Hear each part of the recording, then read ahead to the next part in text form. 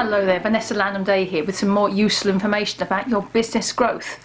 Now, you may have gathered from that theme tune, I'm a bit of a fan of the Archers. My guilty secret, I've been listening to it since I was 20, so a few years ago, shall we say. But it gives the context of this week's blog. I don't know if any of you are following the Archers, but there was a wonderful encounter between Kirsty and one of the customers at Grey Gables, and then subsequently with her line manager, and it went like this.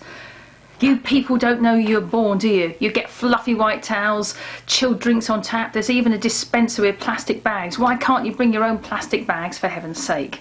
And then later on with Linda Snell, that snotty woman. I mean, don't you get sick of it, Linda, sucking up to these entitled, spoilt people? They should try living in the real world. And what's it all for? To pamper the vanity of these self-obsessed gym bunnies?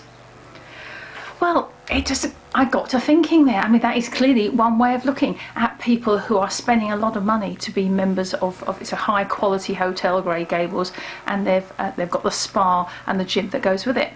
Now, it happens to coincide with the fact on Tuesday I spent all day at Penny Hill Park, which is the most beautiful hotel and spa in Surrey. It's where the England rugby squad currently train, and I was given it as a gift over a year ago, in fact. But you know how it is, you put it off and holidays get in the way, and I eventually went there on Tuesday with my sister and we had an absolutely lovely day.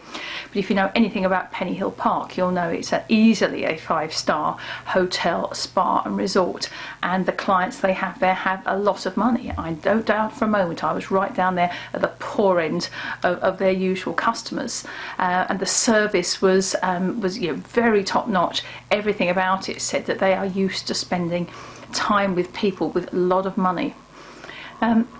So my question to you this week is quite a short one, really. It's about understanding what's your version of Penny Hill Park. Asking yourself that question, who are the 20% of my customers who are spending 80% of the money with me, is a really, really important one.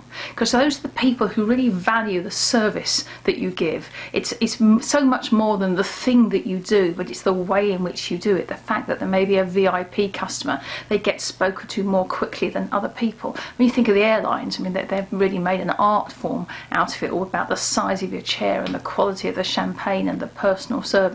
And we all end up leaving at the same time and arriving at the same time. Everything's about what happens in between, and the difference in price is significant because there is a whole bunch of people prepared to pay extra to be treated in a different way. And you're really missing a trick as a small business owner if you're missing that out, because if you just travel to the other end of that spectrum, if we're not looking at the people who are prepared to pay over the odds for something special, what you're looking at is people who are prepared or only want to pay under the odds for something very ordinary. And at that point, you've become a commodity. People who don't value the manner in which you do it at all. They just want what you do at the cheapest possible price. And the reality is the loyalty of those people will be poor. If someone else comes along with a lower price, they'll be gone. Very difficult to have any kind of customer continuity at that end of the spectrum. Yet the reality is often you spend 80% of your time trying to sort the needs of those people. They're often very demanding, they want a lot for their money. They'll be the ones who don't pay, who you have to chase up. You end up perhaps waiting 3 or 4 months. They're the ones you get long emails from complaining about X and Y, who don't turn up on time, all the things that really annoy you.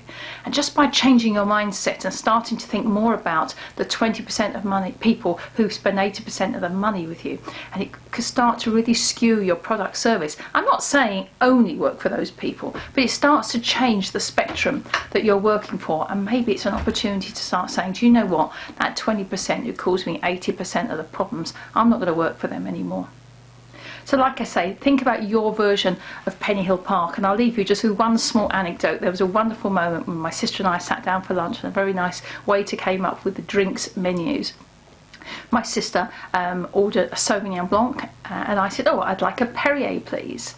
And there was a momentary pause before he said, is that Laurent Perrier? To which I said, no, I'm just thinking Perrier water. So how wonderful. Their expectation is when someone says Perrier, they mean champagne. Well, like I say, I was probably down at the poor end. I'm more of a fizzy water girl, but it made me smile. So have a think about that and look forward to speaking to you soon. Bye-bye.